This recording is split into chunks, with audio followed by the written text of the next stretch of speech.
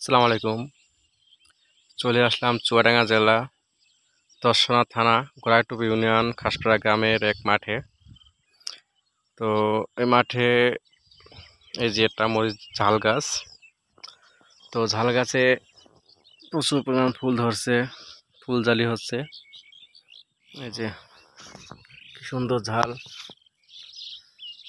গাছগুলো এখনো ছোট, বেশি বড় না। তবে মাঠের ভেতর যত ঝাল গাছ আছে তার ভেতরে অনেক সুন্দর একটা ক্ষেত, ঝাল ক্ষেত। এই ক্ষেতে মাঠে অনেক ঝাল গাছ আছে। ওই যে ওইটা তুলনামূলক একটু দুর্বল। পাশে এই যে ছোট তাল গাছের পাশে হচ্ছে আপনার পেয়ারা বাগান। পেয়ারা বাগানে পেয়ারা খেতে আপনার ধনিয়া চাষ করছে। ধনিয়ার বীজ হালকা ছোট ছোট চারা গজাইছে। এই যে পেয়ারা গাছ এখনো ছোট। ওই যে পাশে দেখতে পাচ্ছেন কিনা, জুম করে দেখাচ্ছি আমি। খেজুর বাগান, এটা হচ্ছে আপনার সৌদির খেজুর। তো এক চাষি তার ভুঁইতে সৌদি থেকে খেজুরের বীজ যে বাংলাদেশে আসে সেই বীজ লাগিয়েছে, অনেক সুন্দর হয়েছে। পাশে আমার বিআই জয়নাল পটল ক্ষেত, তাকে দেখাইতেছি আমি। এটা একটা আপনার ধনিয়ার গাছ, বাগান, ধনিয়া ক্ষেত। এই যে ধনিয়া ভালো হয় নাই, হালকা হালকা। তবে ধনিয়ার প্রচুর দাম বর্তমান সিজনে। আজকে 5/7/2025 তারিখে বাজার দর অনেক দাম চড়া। এই যে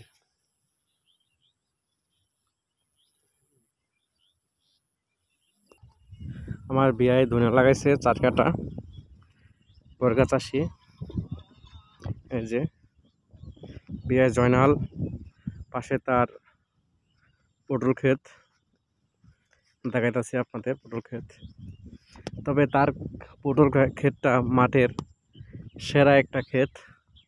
কি সুন্দর সবুজ এবং অনেক সুন্দর পটলের জালি, ফুল।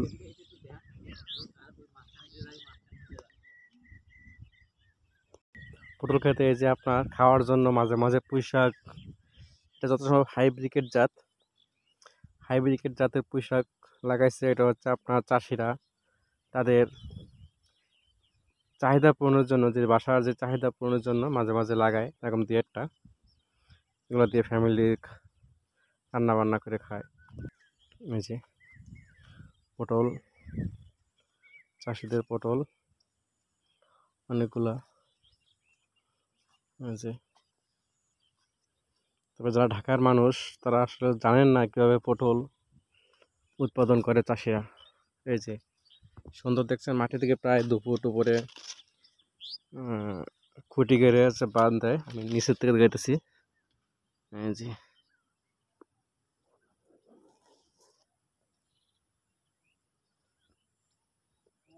আমাদের বিয়ের কিছু কথা শুনবো। বিয়াই ভালো আছেন? হ্যাঁ, ভালো আছি। যাক, তো আপনাদের এই জায়গায় ধনেপাতা একটা কতটুকু? এ জায়গায় 4 কাঠা। 4 কাঠা পটল। পটল আছে 10 কাঠা। তো বর্তমান ধনিয়ার যে বাজার দর কিরকম? এখন তো বাজারের কথা বলতে পারবো না। আছে মোটামুটি ভালোই আছে। আমিও শুনছি যতটুকু যে এখন ধনিয়ার পাতার চড়া দাম চলতেছে। তবে এটা কি আশা করা যায় ভালো দাম পাবেন? এখন আল্লাহর রহমতে আশা করা যায় যদি যাক, পাওয়া যেতে পারে। তো পটল তো দেখলাম, ওই যে পটল, পটল কিরকম ওঠে? ওটা মোটামুটি মনে করেন সপ্তাহে 5 মণ, 4 মণ, 5 মণ, 6 মণ। উফ, ভালো তো। সপ্তাহে 4 মণ 5 মণ, তো কিরকম কয় টাকা মণ? এখন মনে করেন 18 টাকা 20 টাকা কেজি। এটা তো প্রায় 800 টাকা 700 টাকা কেজি মণ। 700 টাকা মণ। যাক, 800 টাকা যদি মণ হয় তাহলে 5 × 8 = 40, 4,000 টাকা মণ প্রতিদিন সপ্তাহে আপনার পটলের থেকে পাইতেছেন, তাই হ্যাঁ, তো? জি। যাক, আলহামদুলিল্লাহ।